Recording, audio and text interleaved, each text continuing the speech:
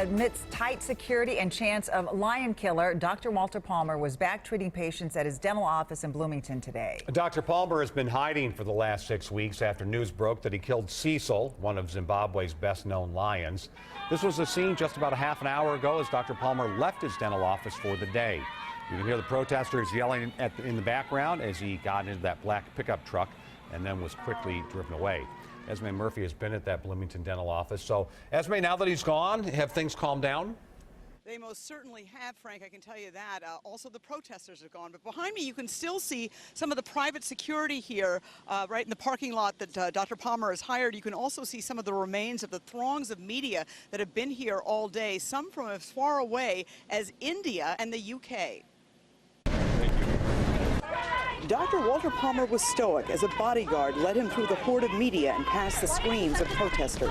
Extradite Palmer! You will never forget what you did! Protester Kathy Pierce said she wants Palmer to suffer for what he did. I'd like to see him lose his business. I really would. That may sound terrible, but maybe that would send a message out to people. During the day, the crowd of protesters grew to about 15, at one point using a megaphone to make their message heard.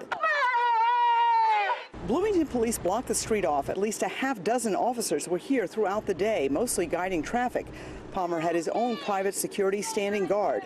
After 4 hours, Palmer left through a back door, only to return an hour later at noon, this time wearing a dress shirt and tie, once again to the taunts of protesters. Blood money! Blood money! Patients and staff were also heckled as they came and went. We did find one man who came here today to make a first-time appointment with Palmer to show his support. Dr. Thomas Dressel says he thinks the protesters are wrong. I'm somewhat offended. I mean, who are they to tell me who I can see and who I can't see? Dressel says his wife is a longtime patient of Palmer's. She really likes him, and she likes his partners, and they're very good dentists. Now, Dr. Palmer has maintained both in an interview recently and also in a statement a few weeks ago that he did not think he was doing anything wrong.